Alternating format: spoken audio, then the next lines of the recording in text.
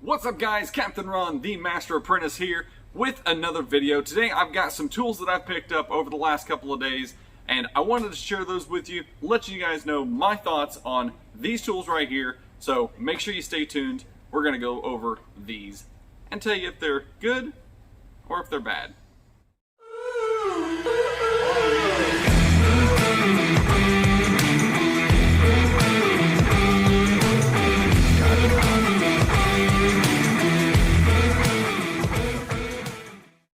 So the first thing we got on the list is actually a big product. I didn't want to put it up on the cart because it's going to cover up everything else and I wanted you guys to see what else we're going to talk about today. But this is a Z Creeper from ProLift. You guys can find these over at AutoZone. They run you about 40 or 50 bucks or so. This is honestly my third one I've had. Here's the caveat with it. They are really great at being a creeper and they're really great at being a seat, but they're not really great between going from creeper to seat and back and forth. A lot of the issues with this is that they have these casters that you have to install whenever you get the creeper itself, and unless you get those tight, or if you don't put Loctite on those threads, they have a tendency to back themselves off. They'll strip out the threads, and then you lose a wheel. And then 9 times out of 10,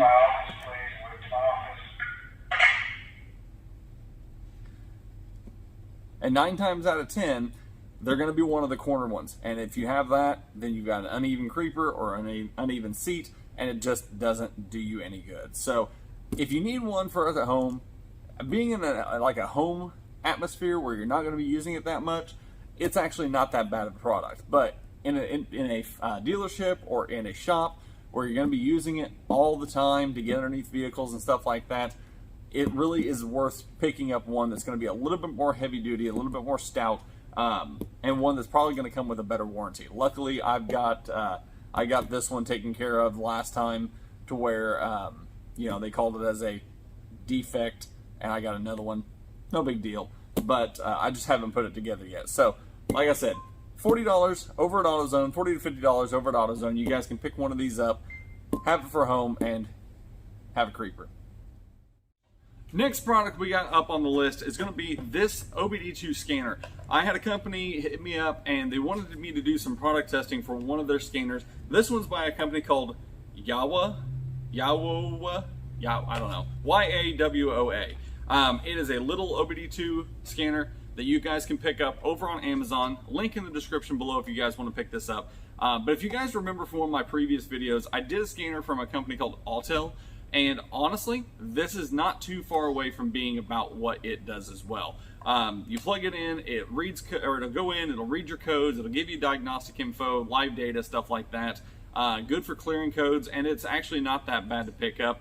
You guys can check out the link below if you guys are interested in this, but if you guys need just a cheap code scanner to read codes, figure out what you got going on, and clear codes, this is not a bad product to pick up.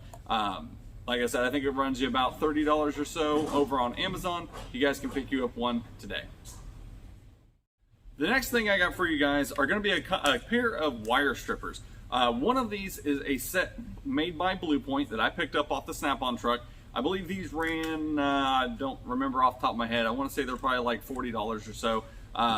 Very nice lock. They have a locking head so you can lock them and store them. And then when you need to strip a wire, it's got an adjustable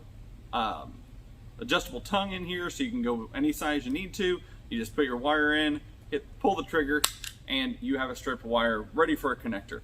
My buddy over on YouTube, Junk from Work, if you guys want to check him out, make sure you go down to the link down in the description below, pop over to his channel and give him a subscribe.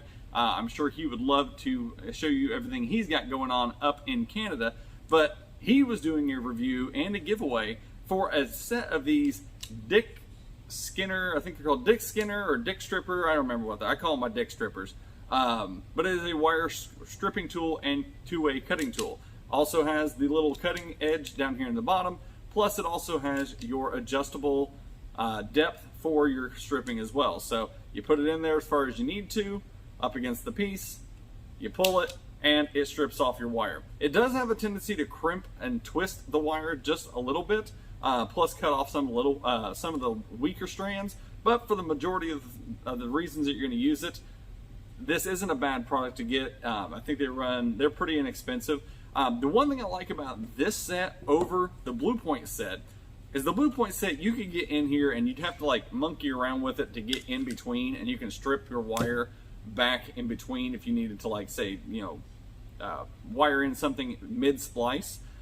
These here, there's a lot more room to get in here and get it all stripped out. However, like I mentioned, and I'll show you guys this on camera, it does have a tendency to get that in focus. Does have a tendency to break your strands a little bit more than what the Blue Point one does. The Blue Point connection is right here. You see there's not as many broken strands in that one. So if you need to pick up a set, the Blue Point set is pretty good. They also have a warranty on them through Snap-on, so if it ever breaks or doesn't perform like it's supposed to, I've had a couple of these replaced as well. There's times where I go to strip it and it just doesn't do anything. It actually just kind of nicks the coating and doesn't strip it back. So these have their caveats as well, but both of these are really good products to pick up. I will put links in the description below if you guys want to check those out. Next up on the list is something I picked up off the Matco truck this week. This is Matco part PCP 920. It is a pair of basically pliers that are made for taking out clips. So if you guys have clips on your vehicle that look like, let's say this, or you have the big Christmas trees, these are made to get down in between the clip area. You can use it to get underneath it, pry it up, and if you have one that doesn't want to come out, it actually has a cutting surface in here. You just clip them straight off and then replace it with a new fastener. They're actually pretty decent. I've been using these things all week and I am so happy I picked up a set of these.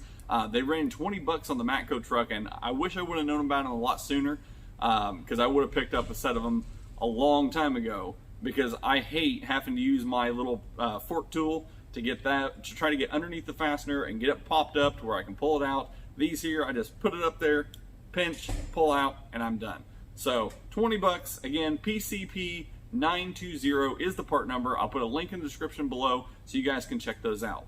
Along with the cutters, while we're talking about those, I've also got a set of SP Tools snips that were given to me by Mr. Rust Belt Mechanic himself.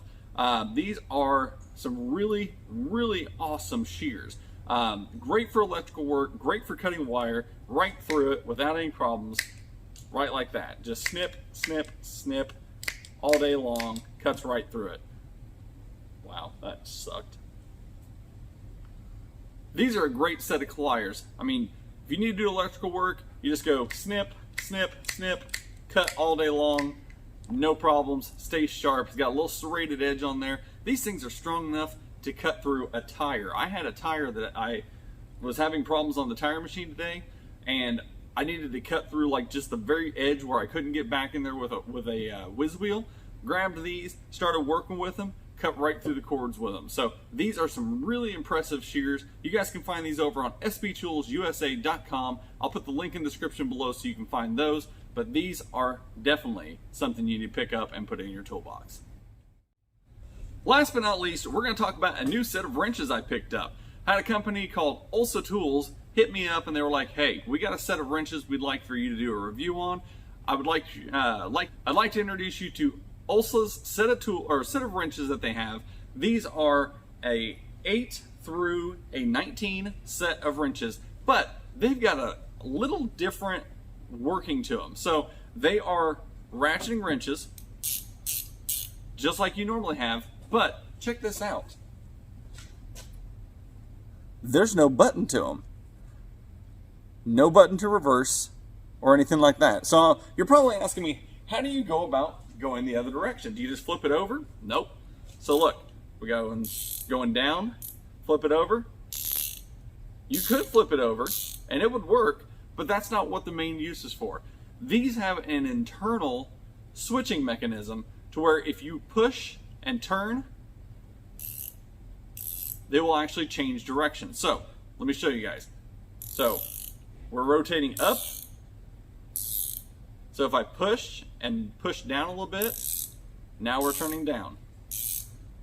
Push and push up a little bit, now we're going back up. So if you ever needed to get into a space where you could need to go back and forth for whatever reason, these wouldn't be a bad set of wrenches to pick up.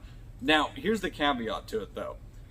They're nice wrenches, well made, got a nice sturdy ratcheting system to them. I think they're 72 tooth if I remember correctly. But if you have a bolt that is super loose and you need to change direction, there's not enough tension on that bolt to go the other way. So at that point, you've got to take it off and you've got to manually switch it, and then you got to go back to doing it or flip it over and go ratcheting it again. So it's a cool concept and all, but I've used them a couple times this week, and honestly, I'm not 100% committed to them. Let's just put it that way. I don't think they're bad tools, but they have very, very limited uses on where you guys can actually use these on a day-to-day practical purpose. When you get to the open end, it's just a straight cut. There's no flank drive or anything like that to give you extra bite with the wrench itself. It's just a straight old standard wrench on that side, and then you've got this side here that honestly does the ratcheting portion as well. So if you guys want to check these out, it's $100 for the set of wrenches. They don't skip anything between 8 and 19, so you do get a full set of wrenches. But again, with the changing direction ratcheting section, I have a feeling that the more I would use these, the more I would get it caught, and then I'd end up going the other way, and then it would just frustrate me. So not a bad concept, different tool by all means, but in a shop, having these around the house, this might be worth having. But using these in an automotive industry and using them in a shop, I don't think there's too many practical uses for one like this. I'd just much rather have the ones where if I need to loosen it, I'll take it off, flip it over, and keep going. Like I mentioned, if you guys want to check out these tools, I will put all the links down in the description below, so you guys can go down there and check them out. But other than that, that's pretty much going to wrap up what we got for tools this week. Please stay tuned to the channel. Make sure you guys hit the like button, hit that subscribe, and hit that bell notification as well, so you guys know when I come out with brand new content as much as I possibly can. Make sure you guys stay tuned for new videos coming out pretty soon. We've got new videos coming for the eRaptor backup cameras. They were awesome enough to send me the 2 new models of their backup hardwired cameras. So we're going to be doing a backup camera system for both the 1.0 and the 2.0 system that they sent me, and we're going to replace the wireless backup camera that I have on there currently. So we may end up giving that away, we may end up not, who knows. We'll see how things go whenever I have to share all that out there. But other than that, that's pretty much going to wrap things up, guys. I thank you guys very much for watching. Make sure you guys hit that bell notification, subscribe, and like the video. And until next time, this is Captain Ron signing off, and we'll see you next time.